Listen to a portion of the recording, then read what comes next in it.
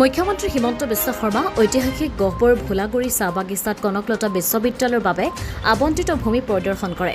আজি মুখ্যমন্ত্ৰী হিমন্ত বিশ্ব শৰ্মা উপস্থিত হৈছেহি ঐতিহাসিক গহপুৰ ভোলাগুৰি চাহ বাগিচাত।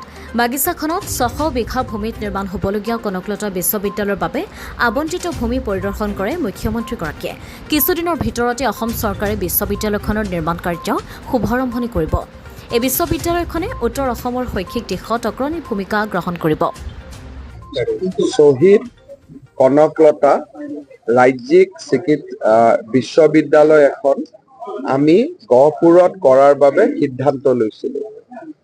বিধায়ক উৎপল বৰাক আমি ভূমি চিনাক্তকৰণৰ বাবে দায়িত্ব দিছিলোঁ। ৩-৪ টুকুৰা ভূমি চোৱাৰ পিছত আমি এটা প্ৰাৰম্ভিক সিদ্ধান্তত উপনীত হৈছোঁ যে ভোলাগুৰি চাহ বাগিচাত যদি আমি এই বিশ্ববিদ্যালয়খন বনাব পাৰোঁ তেতিয়াহ'লে ভোলাগুৰিৰ ঐতিহ্যটো থাকিব আৰু নেশ্যনেল হাইৱেৰ কাষত এই বিশ্ববিদ্যালয়খন সুন্দৰভাৱে গঢ় লৈ উঠিব পাৰিব। ইয়াতে শ্ৰমিকৰ কথাও আছে, বাগিচাৰ ভৱিষ্যতৰ কথাও আছে।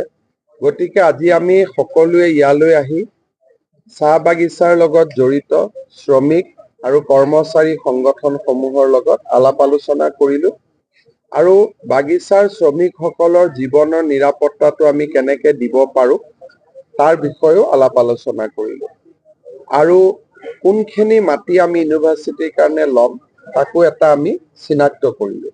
এতিয়া লোক নিৰ্মাণ বিভাগে ইয়াতে ইঞ্জিনিয়াৰৰ টীম পঠাব। তেওঁলোকে এটা পৰিকল্পনা এটা প্ৰস্তুত কৰিব আৰু 20-25 দিনৰ পিছত বাগিচাৰ শ্ৰমিক কৰ্মচাৰী সংগঠন কেইটাকো মই গুৱাহাটীলৈ মাতিম। শ্ৰমিকসকলৰ ভৱিষ্যতৰ দিশটো এটা সিদ্ধান্তলৈ লৈ যোৱাৰ বাবে আৰু এই দুইখিনি কাম যদি আমি সুন্দৰকৈ কৰিব পাৰোঁ তেতিয়াহ'লে ডিচেম্বৰ-জানুৱাৰী মাহৰ ভিতৰত আমি বিশ্ববিদ্যালয়খনৰ নিৰ্মাণৰ কাম আৰম্ভ কৰিব পাৰিম। বিশ্ববিদ্যালয়ৰ কাৰণে আমাক 600 বিঘা মাটি লাগে, কিন্তু ইয়াত মাটি বেছি আছে। এই বিশ্ববিদ্যালয়খন হৈ যোৱাৰ পিছতো বিভিন্ন ধৰণৰ ৰাষ্ট্ৰীয় পৰ্যায়ৰ শিক্ষানুষ্ঠান সময়ে সময়ে ভাৰত চৰকাৰে আমাক দি থাকে। গহপুৰত যদি আমি অকল শিক্ষাৰ কাৰণে এই লেণ্ড বেংকটো ৰাখিব পাৰোঁ তেতিয়াহ'লে বহুত শিক্ষানুষ্ঠান আমি অন্য অঞ্চলত মাটি নিবিচাৰি পোনে পোনে আমি গহপুৰলৈকে পঠিয়াই দিব পাৰিম। তাৰ ফলত গহপুৰ এটা শিক্ষাৰ উৎকৰ্ষতাৰ কেন্দ্ৰ হৈ পৰিব।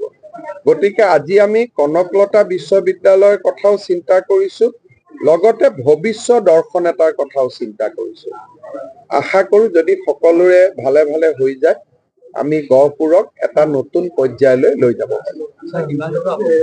প্ৰজেক্টটোতো কোনো সীমা সংখ্যা নাথাকে, কাৰণ ইউনিভাৰ্চিটিবিলাক এনেকুৱা যে তাত যোগ হৈ গৈ থাকে। ইনিচিয়েলি আমি সিদ্ধান্ত হ'ব যে কি ধৰণৰ আমি কোৰ্চ আৰম্ভ কৰিম আৰু যিকোনো কাৰণেতো 400-500 কোটি টকাটো লাগিবই। তাৰ ওপৰত আমাৰ বাজেটত এটা 500 কোটি টকা আবণ্টন দিয়াই আছে, কিন্তু মই ভাবোঁ যে ই বহুতখিনি আগুৱাই যাব। এতিয়া আমি টকাটোলৈকে নগৈ তাৰ কমিটি এখনে কাম কৰি আছে। ডক্টৰ পৰমেশ্বৰ আয়াৰ IITৰ প্ৰফেচাৰ, তেখেতে কাম কৰি আছে যে কি কি কোৰ্চ আমি ইয়াত দিব লাগে আৰু কোৰ্চ চাই পেলাই অৰ্থাৎ মানুহজনৰ শৰীৰটো চাই আমি পোচাকযোৰ বনাব লাগিব।